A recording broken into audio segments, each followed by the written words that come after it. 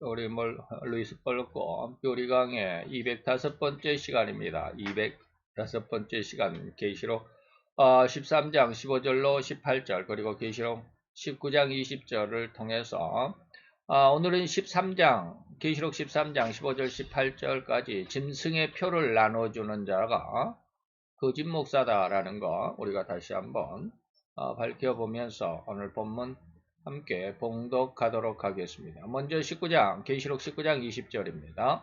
짐승이 잡히고 그 앞에서 이적을 행하던 거짓 선지자도 함께 잡혔으니 이는 짐승의 표를 받고 그 우상에게 경배하던 자들을 이적으로 미혹하던 자라. 이 둘이 산채로 유황불 붙는 못에 던지우고 계시록 13장 15절로 18절입니다. 저가 권세를 받아 그 짐승의 우상에게 생기를 주어 그 짐승의 우상으로 말하게 하고 또 짐승의 우상에게 경배하지 아니하는 자는 몇이든지 다 죽이게 하더라. 저가 모든 자 곧 작은 자나 큰 자나 부자나 빈궁한 자나 자유한 자나 종들로 그 오른손이나 이마에 표를 받게 하고 누구든지 이 표를 가진 자 외에는 매매를 못하게 하니 이 표는 곧 짐승의 이름이나 그 이름의 수라. 18절 지혜가 여기 있으니 청명 있는 자는 그 짐승의 수를 세어보라. 그 수는 사람의 수니 666이니라. 아멘. 자 오늘 이 두 말씀 오늘 짐승이 잡혔다. 저 그리스도죠. 저 그리스도입니다. 저 그리스도가 잡히고 그리고 그 저 그리스도의 졸개죠. 행동대장, 행동대장적인 거짓 목사. 그래서 이 둘이 산채로 유황불 붙는 못, 지옥이죠. 지옥불에 던졌다. 그랬더니 그 다음 구절에 가보면 유황불 붙는 못에 이들이 다죠. 이 다음 구절에 가보면 이 둘이 이제 먼저 이 유황불 붙는 못에 가 있고 나중에 후착 선착한 자가 짐승과 저 그리스도와 거짓 목사하고 후착한 자가 누구예요? 마귀다라고 하는 것이죠. 마귀다라고 하는 것 여러분 아시죠? 계시록 19장 20절 어디 갔습니까? 계시록 19장 20절. 자 그리고 짐승이 잡히고 그 앞에서 이적을 행하던 거짓 선지자도 함께 잡혔으니 이는 짐승의 표를 받고 그의 우상에 경배하던 자들. 다시 말하면 거짓 종교, 거짓 목사들에게 속아서 잘못된 신앙생활을 하던 자들이죠. 짐승의 표를 받고 또 짐승의 우상에게 경배하던 자들을 누구요? 신자는 신자인데 안 믿는 자들도 있겠지만 신자는 신자인데 이 거짓 선지자에게 잘못된 성경을 배우는 자들을 말합니다. 그래서 이 둘이 이제 유황불 붙는 못, 지옥의 선착 먼저 가죠. 그래서 이제 20장으로 가보면 어디로 갔습니까? 20장에 가보면 이제 천사가 큰 영을 이제 사탄이죠. 마귀를 잡으니 그리고 1000년 동안 결박해서 무저갱에 던져 잠그고 2000년 동안 이제 잠궈 놓는다라고 하는 것이죠. 그 다음에 어디가 있습니까?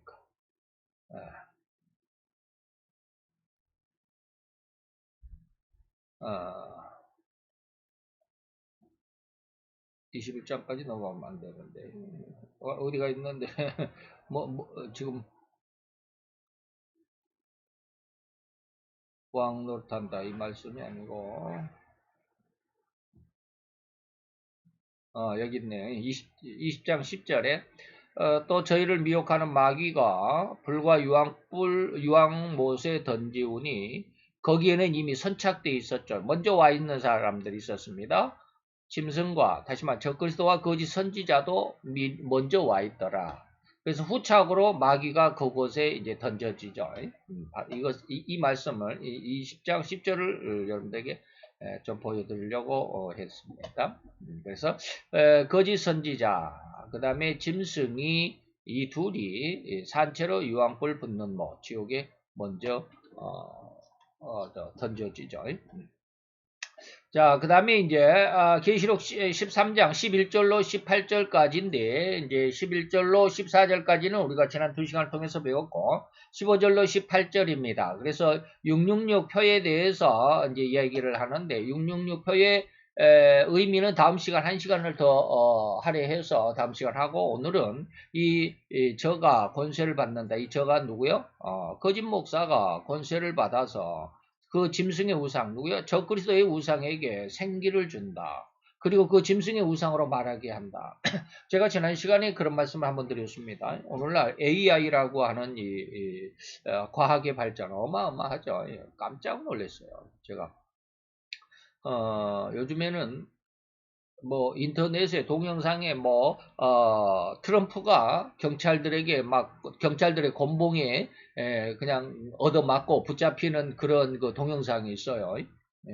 그래서 그게 어떻게 나왔나 이게 진짜인가 하고 봤더니 진짜 트럼프예요. 근데 이제 그게 뭐냐면 AI의 쉽게 말하면 컴퓨터 프로그램 AI라는 그런 프로그램으로 그 트럼프를 만들어내고 그 다음에 경찰들이 활동하는 그런 어떤 동영상을 갖다가 거기다가 트럼프의 만들어낸 컴퓨터가 만들어낸 트럼프를 갖다가 집어넣는 거죠.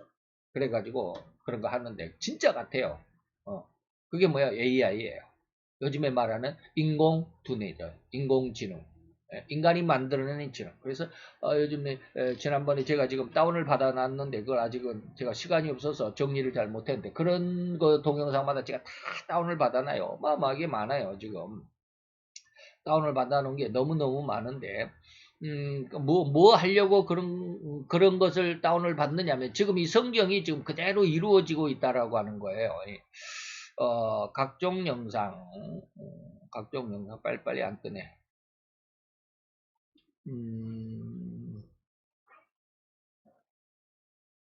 여기 이렇게 많아요. 어마어마하게 많아요.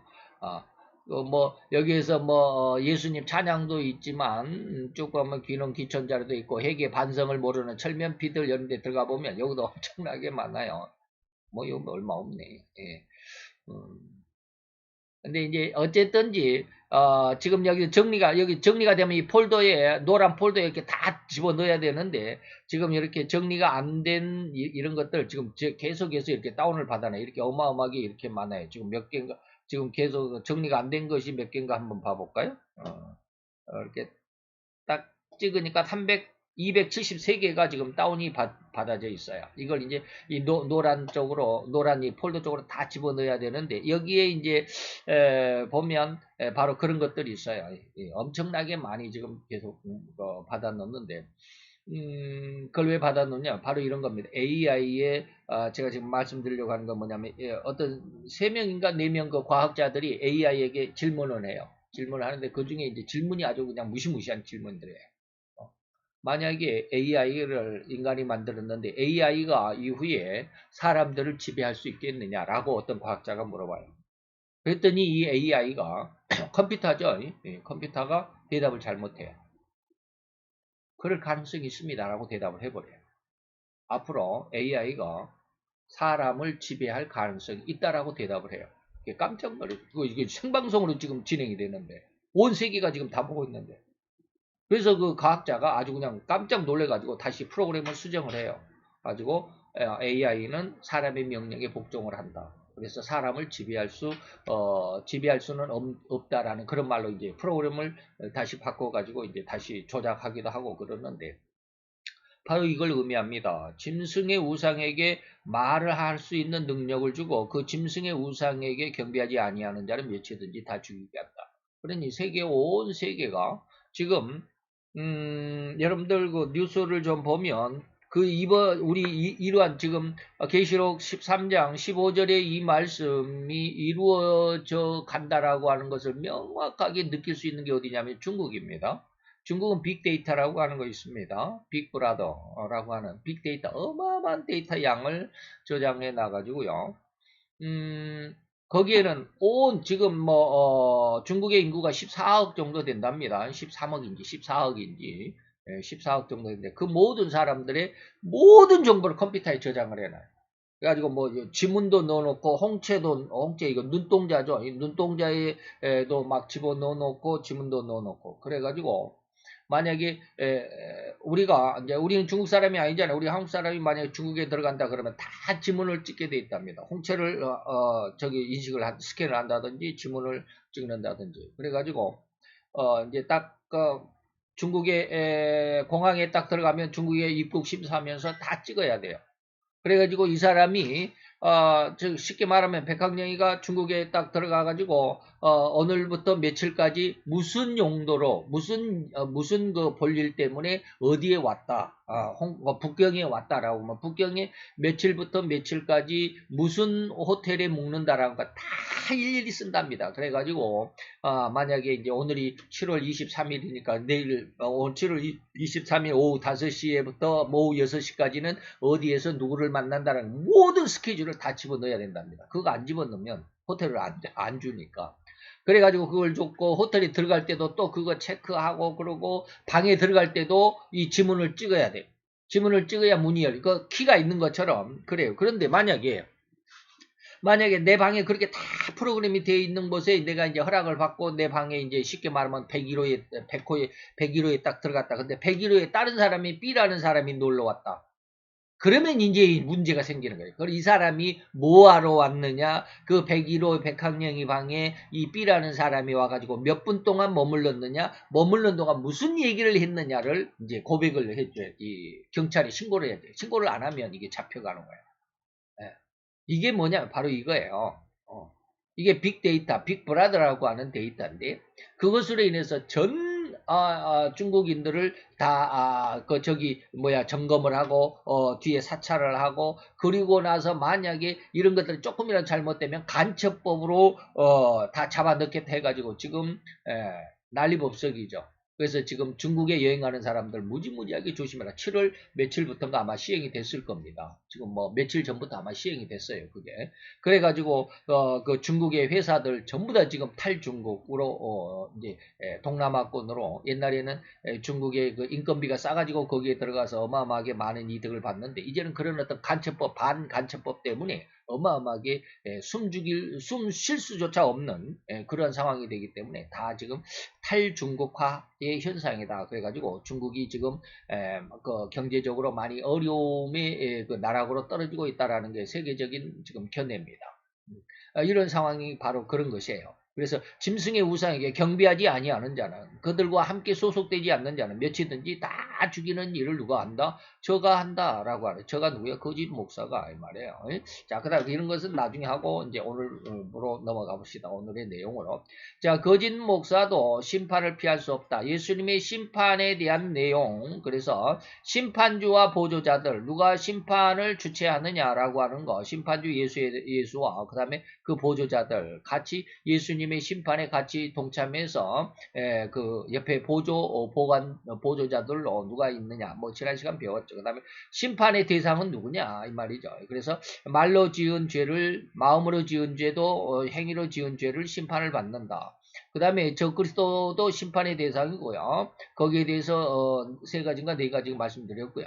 그 다음에 이제 거짓 선지자, 거짓 목사도 심판을 피할 수가 없다라고 하는 세 번째 시간입니다. 거짓 목사에 대해서 계시록 13장 11절로 18절까지 내용인데 11절로 12절 해서 두 뿔을 가진 거짓 선지자, 두 뿔의 내용에 대해서 악행의 주동자, 다시 말하면 악행의 행동 대장인 거짓 목사들 13절 14절에 대해서 그리고 오늘은 짐승의 표, 우리가 흔히 말하는 666표의 주체자다 이 말입니다. 666표를 나눠주는 자가 누구냐? 목사들입니다. 병원이 아니에요. 의사들이 아니에요. 그리고 세상의 왕이 아니에요. 누가 나눠주느냐? 목사들입니다. 그 잘못된 목사들, 성경을 잘못 오해한 목사들이 나눠줍니다. 그리고 다음 시간에 666표가 어떠한 의미를 가지고 있느냐?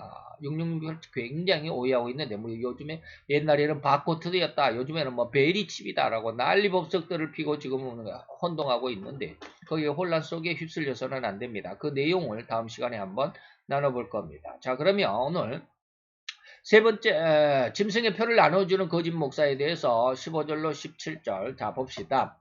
앞에서 이제 네 가지를 계속해서 이렇게 1, 2, 3, 4 해가지고 네 가지 배웠고, 다섯 번째입니다. 거짓 선지자의 심판받을 횡포는 엄청난 살육의 선봉장이다, 행동대장이다라고 하는 것이죠. 그래서 15절에 보니까 저가 권세를 받아서 그 짐승의 우상에게 생기를 주고 그 짐승의 우상에게 말하게 하고 또 짐승의 우상에게 경배하지 아니하는 자는 몇이든지 다 죽이게 한다. 자, 하나님이 가장 기뻐하시는 일과 가장 미워하시는 일이 무엇인지 우리는 이미 알아봤습니다. 하나님이 가장 기뻐하시는 일은 생명을 살리는 일이다.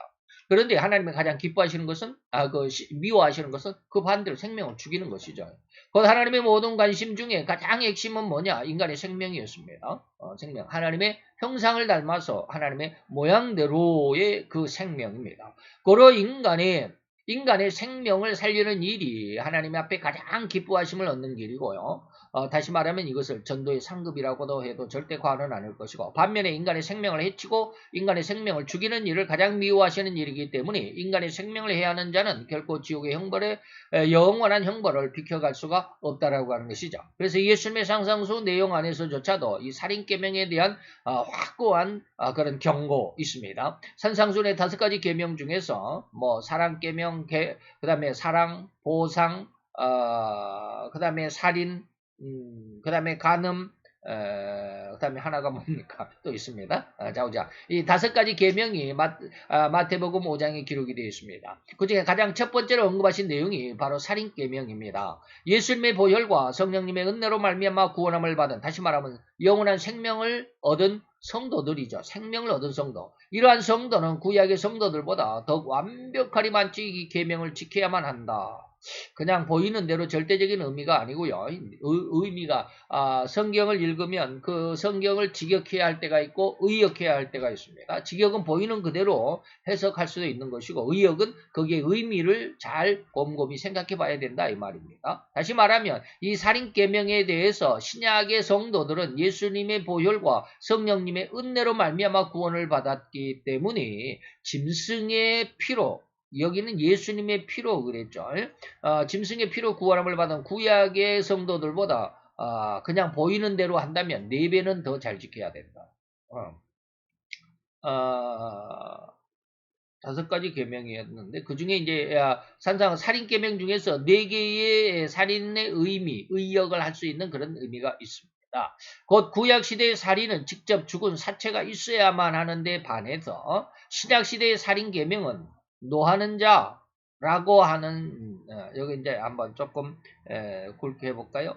의미를 더 두어서 노하는 자, 그 다음에 라가라고 욕하는 자, 라가라고 하는 욕, 그 다음에 미련한 자라고 욕하는 자, 그 다음에 마지막으로는 형제에게 원망을 들 만한 일인데 이게 뭐냐면 남의 돈을 떼먹는 거죠. 금전적인 거래에서 횡령, 으로 의미를 합니다. 다시 말하면 남의 돈을 떼먹는 일이 곧 살인죄에 해당한다라는 것이죠. 이건 네 개죠. 노하는 자, 그 다음에 나가라는 욕, 그 다음에 미련한 자라고 하는 욕, 그 다음에 형제에게 돈을 떼먹는 일.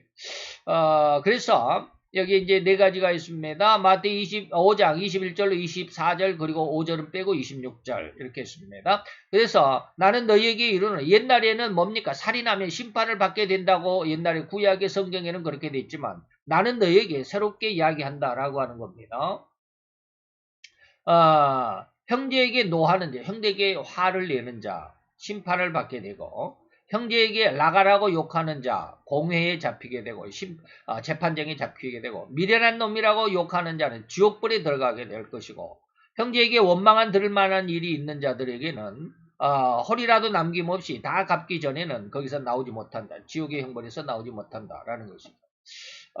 그 말의 의미를 지금 다 일일이 설명해 드릴 수는 없지만, 자, 넘어갑니다. 하나님이 가장 싫어하시는 일이 바로 살인죄인데, 하나님은 남의 돈을 떼먹는 일조차도 살인으로 규정하신 내용임을 이해해야 합니다.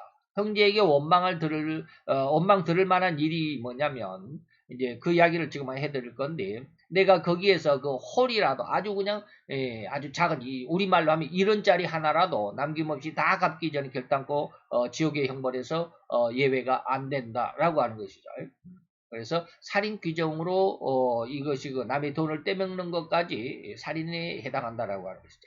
그만큼 하나님은 인간의 생명에 해를 가하는 것에 대해서 엄격하게 규정하신 것입니다. 절대로 남의 돈을 한 푼이라도 떼어먹는 일로 인해서 원망을 듣게 된다면 그것은 결코 지옥의 형벌에서 빠져나올 수 없다고 선언하십니다. 이런 하나님의 선언을 알면서도 행한다고 한다면 과연 그 결말은 어떠하겠는가? 모르고 행한 일이라면 어쩌면 용서받을 수도 있겠지만 알지 못하고 맞을 일을 행한 종은 적게 맞을. 여기서는 제가 용서받을 수도 있다라고 그랬지만 적게 맞는다 이 말입니다. 그러나 무릇 많이 받는 자에게는 많이 찾을 것이고 많이 맡은 자에게는 많이 달라 할 것이다. 그래서 사명이 큰 사람은 일을 적게 하면 안 돼요. 많은 일을 해야 합니다. 어쨌든지 야고보서에 가보면 이런 사람 이름으로 사람이 선을 행할 줄 알고도 행치 않으면 죄다. 그러니까 하나님의 선언을 알면서도 하나님의 약속, 하나님의 명령을 알면서도 행하지 않는다면 여기서는 이제 지옥의 형벌에서 빠져나오지 못한다라는 하나님의 그것을 의미하는 것이고 선을 행할 줄 알면서도 선인 줄 알면서도 그 선을 행하지 않으면 그건 죄가 된다라는 것이죠. 그래서 많은 것을 부여받은 자는 다시 말하면 많이 맡은 자는 이 말이죠. 많은 것을 맡은 자에게는 이 육신의 생명의 삶 동안에 절대로 그만한 이문을 남겨야 합니다. 다시 말하면 5달란트를 받은 종은 또 5달란트를 남겨야 합니다. 5달란트 받은 종이 2달란트를 남겼다 그러면 좀 곤란하죠. 많이 맡은 자가 적게 남겼다 그럼 곤란합니다. 2달란트 받은 종은 그렇게 또 2달란트를 남겨야 합니다. 근데 5달란트 받은 종이 2달란트 받은 종이 2달란트를 남겼다. 그러면 2달란트 받은 종이 2달란트를 남긴 그 종이 더 큰 상급을 받습니다. 똑같이 2달란트를 남겼다 할지라도 앞에는 5달란트를 받아가지고 2달란트밖에 못 남겼기 때문에 자기 사명에 충실하지 못했다라는 그런 뜻이 되겠죠. 40% 쉽게 말하면 40%밖에 못 남겼지만 2달란트를 받고 2달란트 남겼으면 100%를 남긴 거잖아요. 그런 뜻입니다. 그러나 이와는 반대로 자기에게 주어진 하나님의 은혜와 능력을 제대로 활용하지 못하거나 오히려 악행으로 오용했다면 그런 그에게는 지옥의 영원한 형벌이 절대로 피어갈 수 없습니다. 그러면 어찌하여 하나님을 안다고 자부하는 선지자들, 다시 말하면 목사들, 또 목회자들 이토록 흉악한 인간의 생명을 죽이는 일에 선봉장이 된다는 말인가. 기가 막히죠. 하나님을 안다고 자부하는 선지 목사들이죠. 목회자들이죠. 전도사들까지. 이런 하나님을 안다고 하는 자들이 가장 흉악한 인간의 생명을 죽이는 일에 행동대장, 선봉장이 될 수 있겠느냐 이 말이에요. 굉장히 무서운 말인데. 앞에서 잠깐 언급한 내용이겠지만 온 세상은 하나님의 은혜와 능력과 축복에서 벗어났습니다. 그 사탄의 유혹으로 하나님의 그 은혜와 능력과 축복을 오히려 하찮은 것으로 여겼습니다. 오히려 세상의 것이 더 귀중하다, 더 크다, 더 중요하다. 그 사탄의 유혹으로 인해 얻는 것이 더 복되고 더 가장 아름답고 성공적이라는 생각으로 유혹을 받았기 때문에 하나님의 것을 내버렸다 이 말입니다. 하나님의 은혜와 축복을 하찮은 것으로 내버리고 말았습니다. 창세기 3장 6절 하나님이 먹지 말란 선악과의 열매를 보니까 먹음직도 하고 보암직도 하고 지혜롭게 할 만큼 탐스럽기도 했다. 그래서 하나님의 말씀을 내버리고 말았죠. 이렇듯 이미 하나님의 사랑의 성품을 닮아 창조되었던 인간의 성품에 오류가 생겨나게 됐습니다. 죄악이 침투함으로 인해서 인간에게는 더는 사랑의 표현이 나타날 수가 없게 되었습니다. 오로지 자기의 영광과 명예와 권세를 얻으려는 추악하고 흉포한 계산의 사고방식, 곧 약육강식이라는 허울이 이론과 같은 삶을 살아갈 뿐이요. 여기에서 벗어나서 사랑의 삶을 살아가는 자는 결코 한 사람도 있을 수가 없다는 것입니다. 그렇죠?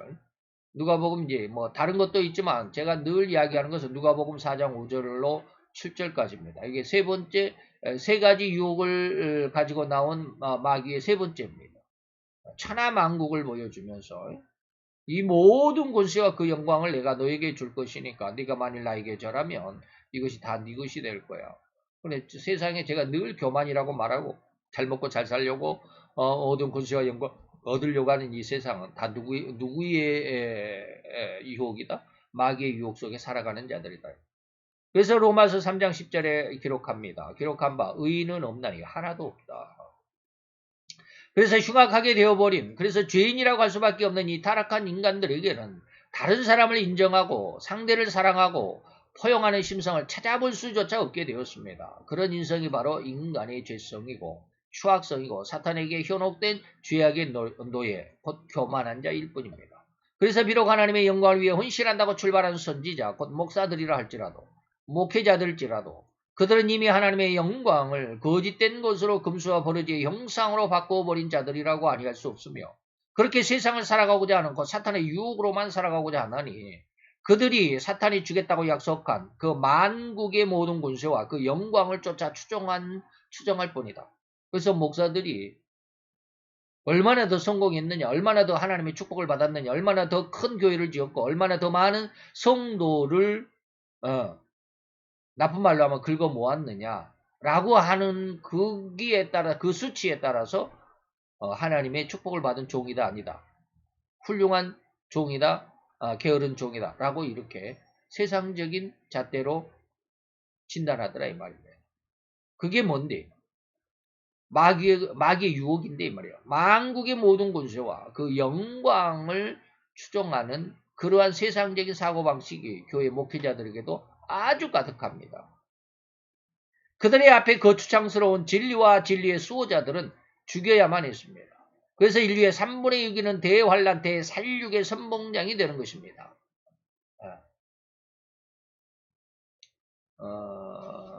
그래서 짐승의 우상에 경배하지 않은 자들, 자기들에게 동조하지 않는 자들은 몇이든지 다 죽이는 자들이 누구요? 저가 그렇습니다. 이 저가 누구요?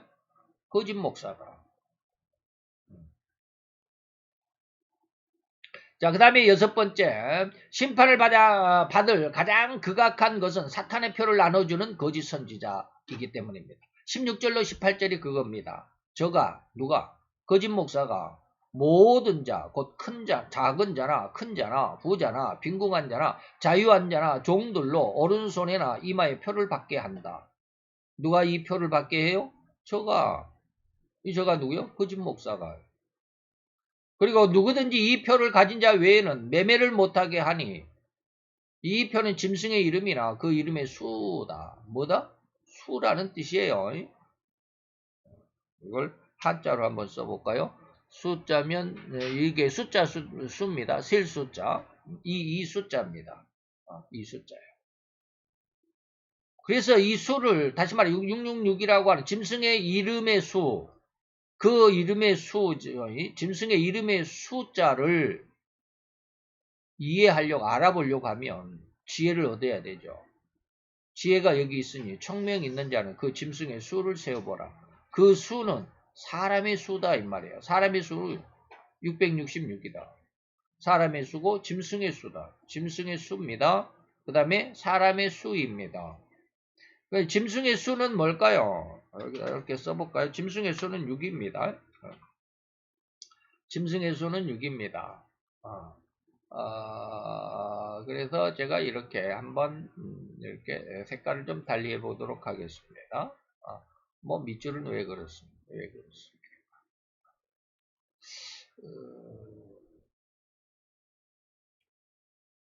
이거를 이렇게 해볼까요? 이렇게 하겠습니다. 6입니다. 6 그러니까 이게 6 그러니까 이게 6이라는 숫자입니다. 이거 앞뒤에다가 이렇게 넣어야 될 것 같아요. 6이라는 숫자입니다. 짐승의 수는 6입니다. 그리고 사람의 수는 어떻습니까? 사람의 수도 6입니다. 이해가 되십니까?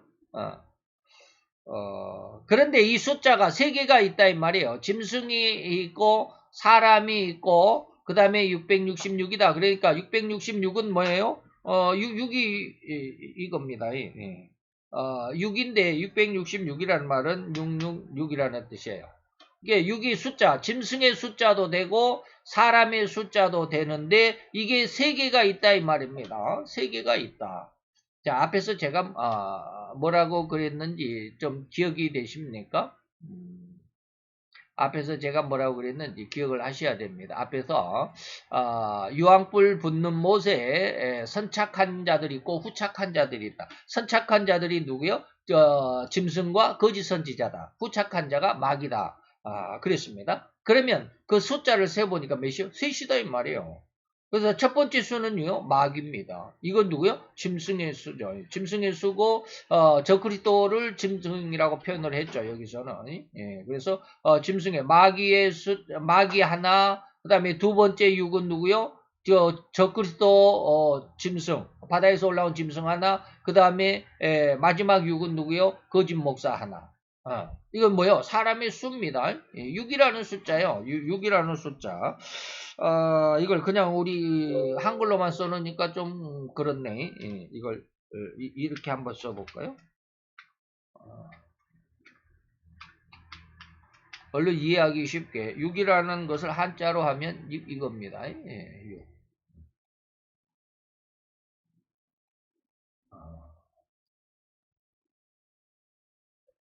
6. 요거를 요렇게 해놔야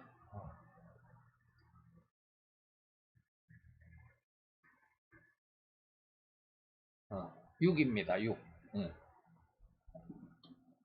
이렇게 육자를 이렇게 써라 이해가 쉬울 수도 있겠죠.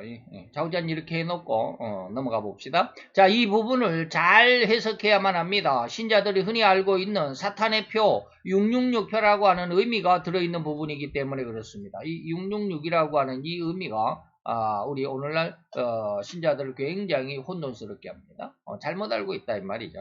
곧 이 부분은 이미 앞에서 계시록 13장 11절에 부터 시작한다는 것을 잊지 말아야 합니다.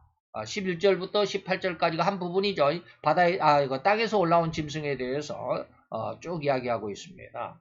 그리고 16절로 18절까지만 따로 떼어내서 해석하는 잘못을 범해서는 안 된다라는 의미입니다. 16절, 18절만 생각하면 666표가 무슨 마귀의 표고 그러니까 바코트고 그리고 베리칩이고 이런 말이 나오는 거예요. 16절로 18절만 딱 떼어버리면 그런 의미가 나올 수 있단 말이에요. 그런데 11절부터 시작한다라는 것을 절대로 잊지 말아야 돼요. 11절이라고 했는데 이것은 땅에서 올라온 짐승이 먼저 표현이 되어 있습니다. 기억이 되십니까? 계시록 13장 11절 한번 볼까요? 자, 여기 있습니다. 내가 보매 또 다른 짐승이 땅에서 올라온다 라고 그랬습니다. 11절입니다. 11절 13장 11절입니다. 그래서 우리가 새끼양과 같다, 두 뿔이 있다, 새끼양이고, 어린 양이고, 새끼양, 어린 양은 이거 램이라고 하는 건데, 히브리어로 알리온, 그 다음에, 또 하나는 알리온이냐, 있었죠. 또 잊어버렸네. 오늘 공부를 잘 안 해가지고.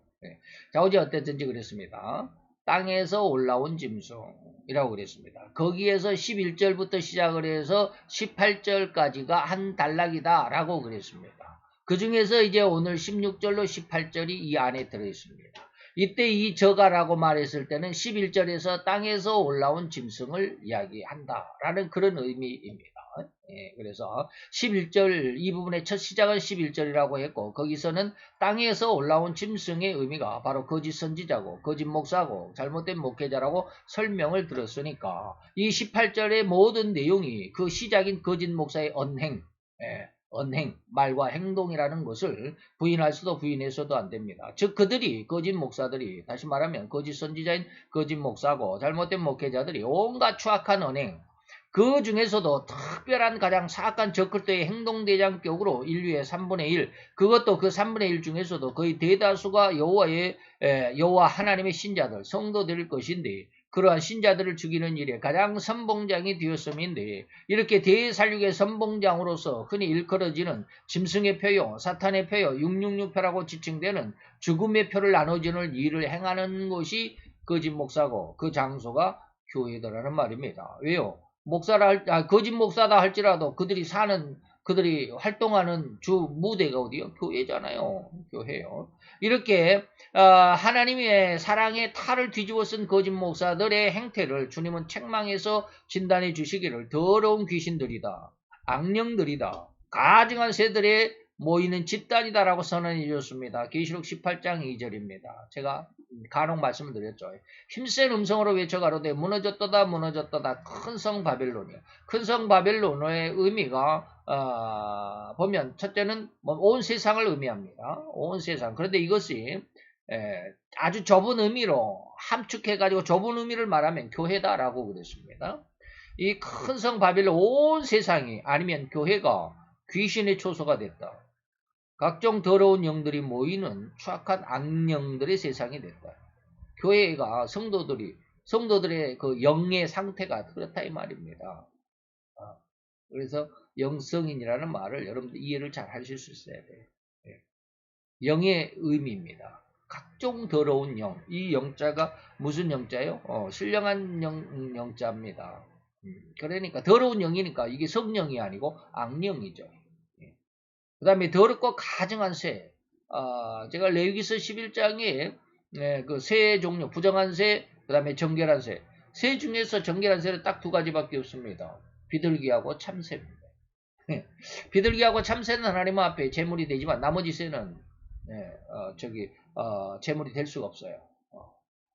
그 중에 오늘 오전에는 어흥이라고 하는 새가 있었는데 독수리과에 속하는 독수리나 솔개, 매 종류에 속하는 어흥이라고 하는 새. 근데 어흥이 무슨 새인지는 영어 성경에는 펠리컨 아시죠? 그 바닷가에서 그 주둥이 부리가 길어가지고 고기를 한 마리 그냥 통째로 먹으면 턱 밑으로 이게 뭡니까? 이게 주머니가 있어가지고 거기가 담겨 있는 그 펠리컨이라는 새 있죠. 펠리컨이라고도 해석을 해놓았는데 정확히는 펠리컨 새는 아닙니다. 그냥 그렇게 생겼다라고 하는데 우리나라의 전설의 쌍두새와 비슷한 포악한 그런 새다라고 하는 것이었죠. 아침에 그런 말씀을 드렸습니다. 그래서 더럽고 가증한 새, 다시 말하면 전부 새로 비유하면 그 신앙 자체가 자기 욕심만 나타내는 그런 새죠. 여기서 큰 성 바벨론을 온 세상이라고 해석하기도 하지만 좁은 의미로는 교회를 의미한다고 해도 절대 틀린 해석이 아니라는 점을 이미 설명했고요. 원래 하나님이 이 세상에 주신 교회의 의미는 진실로 아름다움 그 자체였을 뿐이고 다시 말하면 예수님이 친히 그 몸으로 십자가에 대신해서 죽으신 그 몸을 통해서 세우신 것이 뭐다? 교회죠. 그래서 그 교회는 주님의 귀가 있고 눈이 있고 마음이 있고 이름을 둔 것이고 약속을 둔 것이었다. 5가지의 어마어마한 하나님의 축복이 있는 것입니다. 이게 역대하 7장 14절에 18절까지입니다. 첫째는 얼굴을 두셨습니다. 눈을 두셨고 귀를 두셨고 이름을 두셨고 마음을 두셨습니다. 그리고 언약을 두셨습니다. 얼굴을 두신 것이 아니라 얼굴을 구하면 그랬죠. 얼굴을 구하면 첫 번째 그 교회에 하나님께서 내 눈을 교회에 두겠다. 너의 행동을 다 살펴본다. 귀를 두었다. 너의 모든 신음소리까지 내가 다 들을 거야. 라고 하는 거. 내 이름을 주었다. 여호와의 이름, 변함이 없는 여호와의 이름을. 내 마음이 거기에 항상 함께 할 거야. 그리고 내 약속을 거기에 둘 거야. 라고 하는 것입니다. 이런데 죄악으로 찌들어버린 인간, 아니 죄인들은 그렇게 거룩한 하나님의 집이요 성전을 오로지 자기의 야망을 이룰 하나의 공간으로 그 하나님의 거룩한 백성들인 성도를 또한 오로지 자기의 야망을 이룰 재료로만 생각하는 흉악한 심성을 버릴 수도 없는 그런 지경이 되어버렸습니다. 이런 흉악한 심성들이 전혀 예수님의 보혈이나 성령님의 감동으로 인한 은혜를 외면한 곧 회개치 않는 심성들로만 살아가면서 극단적으로는 사람의 영혼을 팔아먹는 짓, 이미 앞에서 미디안의 선지자 발람에 대해서 언급드린 것처럼 말이죠. 서슴없이 이러한 짓을 저지르고도 더 나아가 숱하게 많은 사람을 죽이는 일이 얼굴색 하나 변하지 않고도 대살리기 앞잡이인 삶을 살아가게 되었음이니 그 일이 바로 666 표고 또는 짐승의 표를 그러한 가짜 목사고 잘못된 목회자들이 나눠준다라는 것을 이해할 수 있어야만 하며 이해해야만 합니다. 그래서 계시록 2장 14절을 보니까 그러나 두어 가지 내가 너에게 책망할 것이 있으니 내게 발람의 교훈을 지키는 자들이 있다. 발람이 발락을 가르쳐서 이스라엘 앞에 다시 말하면 교회 앞에 다시 말하면 성도들에게 말이에요. 성도들에게 올무를 놓았는 성도들이 하나님의 축복을 놔야 되는데 올무를 놓아서 우상의 제물을 먹게 하고 또 행음하게 했다. 이로 인해서 하루에 3,000명이 죽게 되는 어마어마한 하나님의 징계를 받게 되죠. 이러한 상황, 교회의 타락상을 하나님이 예언하시미니 이 어찌 이러한 교회, 즉 바벨론으로 비유된 이런 흉악한 교회를 계시록 18장 2절에서 주님은 그렇게 혹독하게 질타하지 않았겠는가 이 말이에요. 귀신의 초소다. 교회를 하나님이 귀신의 초소다. 자기의 몸으로 친히 세우셨, 자기의 몸을 자기 몸이 죽으면서까지 세우셨던 바로 그 교회를 인간은 뭐요? 귀신들의 모임으로 만들어버려요. 아주 인간들 자체가 전부 귀신과 같은 사람들. 인면수심. 사람의 얼굴은 하고 있는데 마음은 전부 짐승의 마음이에요. 귀면 마심이라.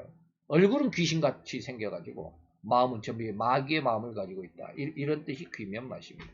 각종 더러운 영이 모이는 것이고 각종 더럽고 가증한 새에 모이는 곳이 바로 교회가 되어버렸다. 그러면 이런 잘못되고 흉악한 일을 왜 하나님의 선지자라고 일컫는 자들이 행하는 것일까?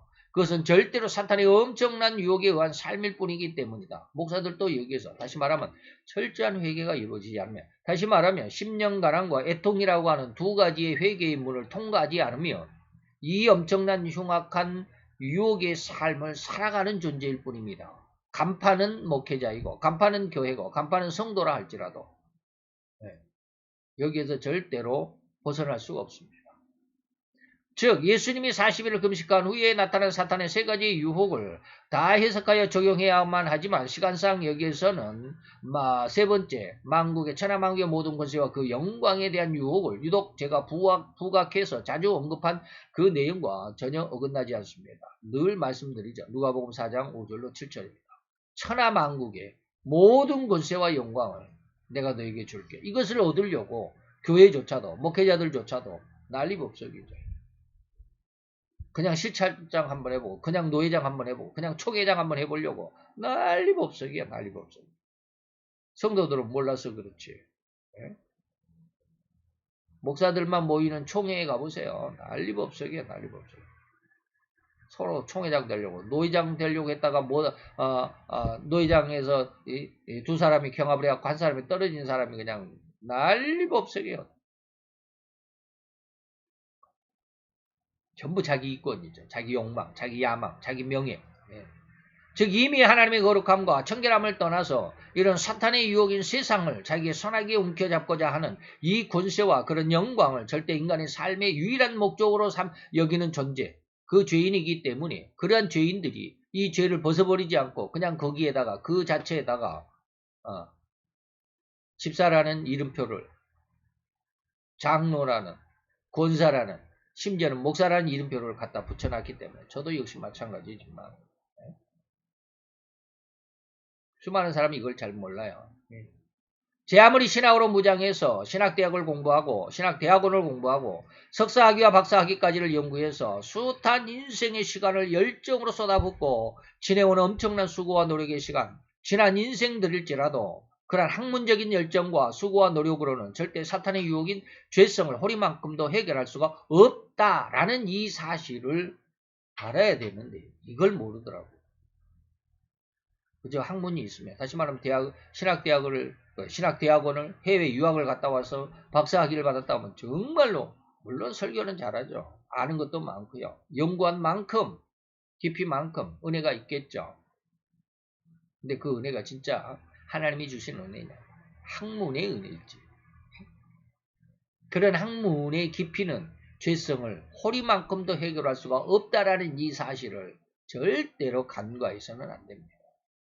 세상의 인간이란 생명으로 존재하는 한 절대로 학문으로 아니면 인간의 수고와 노력으로 그보다 더한 어떤 열정으로도 절대로 허리만큼의 죄성조차도 해결은커녕 건드릴 수조차 없다라는 것을 철저하게 깨닫고 신자 자신의 뇌리에서 지워지지 않을 정도로 각인하고 있어야만 할 신앙에서 가장 중요한 철칙이 뭐다? 하나님의 은혜가 아니고서는 세상적인 학문으로서는 절대로 죄는 허리조차 해결이 아니라 건드리지도 못해요. 회개야말로 오로지 하나님의 은혜와 도움 안에서만이 가능할 뿐입니다.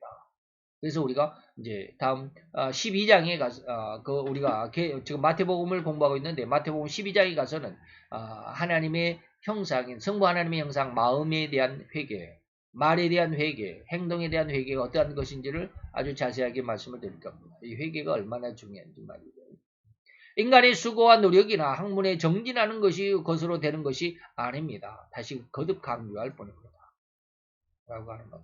그래서 잘못된 목사들, 거짓 목사들, 잘못된 목회자들이 666표를 다시 말해 짐승의 표를 교회에서 온 세상 사람들에게 나눠줍니다. 앞으로 교회가 그러한 창구 역할을 하게 될 것이다 이 말입니다. 네. 우스운 이야기 하나 있을게. 지금 러시아하고 우크라이나하고 전쟁 중에 있죠. 근데 러시아에는 종교가 뭐예요? 러시아 정교회라고 하는 종교가 있습니다. 러시아 정교회. 쉽게 말하면 우리나라의 그 구세군하고 비슷한 그러한 분류입니다. 천주교에서 분파가 돼가지고 영국으로 들어가서 이게 이제 국교회가 됩니다.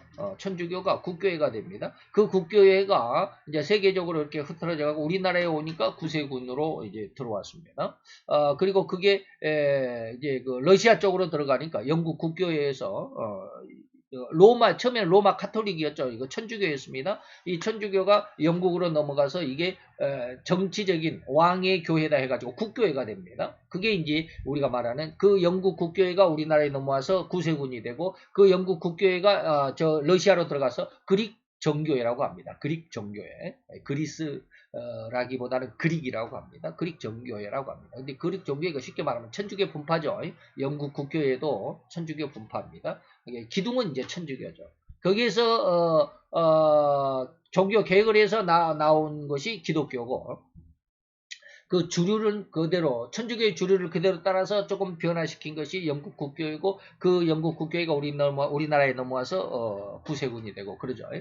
자, 그런데 지금 러시아 우크라이나 전쟁 중에서 그릭 정교교의 총회장쯤 되는 사람들이 뭘 하신 줄 아십니까?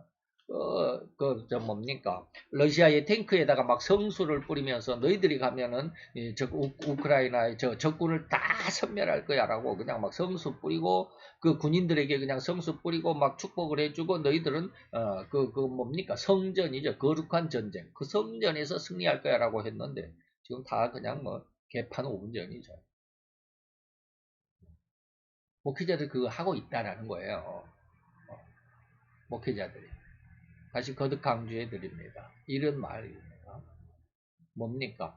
오로지 성령님의 은혜와 도움 안에서만이 하나님의 그 신앙에 성장하는 것이지 인간의 어떤 절대로 학문으로 인간의 수고와 노력으로 그보다 더한 어떤 열정으로도 죄를 없이 할 수가 없습니다. 그들에게 아까 말씀드렸습니다. 이러한 죄는 그대로 놔두고 하나님의 은혜 가운데서 그들이 집사라는 이름표를 장로나 권사라는 이름표를 심지어는 목사라는 이름표를 얻었을지라도 죄와는 상관이 없어요. 학문의 은혜는 있을 수 있어요. 그래서 지금 러시아 그릭 정교계의 그 총회장이나 그런 신부들이 뭐 합니까? 탱크에다 대고 성수를 뿌리고 너희가 적군을 섬멸하는 선봉장이 된다라고 그러한 축복을 해줍니다. 나가서 우크라이나 그 탱크 한 대도 격파하지 못하고 오히려 그냥 완전 초적 박살나고 있는 그런 상황입니다. 다시 한번 강조할 뿐입니다. 이런 거 거짓 목사들, 잘못된 목회자들 정말로 우리 이 주변에도 지금도 너무 많다라고 하는 거 잘 이해할 수 있기를 바랍니다. 다음 시간에는 666표의 정확한 의미를 한번 다뤄보도록 하겠습니다. 기도합시다.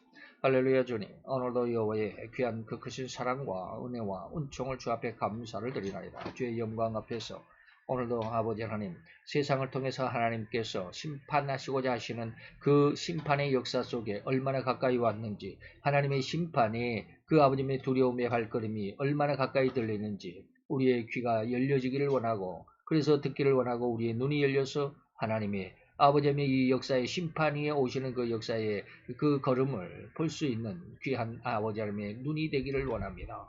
우리의 지혜와 지식과 정교와 총명 속에 주님 함께 하셔서 말씀 속에서 이것을 능히 들여다볼 수 있고 깨달을 수 있고 깨달아서 하나님 앞에 순종할 수 있고 참다운 신앙이 올곧은 신앙의 줄기를 키워갈 수 있는 주님의 귀한 아들과 딸들로 성장하며 인도함을 받기에 부족함이 없는 시간들로 주님 최고 역사해 주시옵소서. 또한 그렇게 인도하신 줄로 믿고 감사를 드리며 예수 그리스도의 이름으로 기도하여 싸움나이다. 아멘.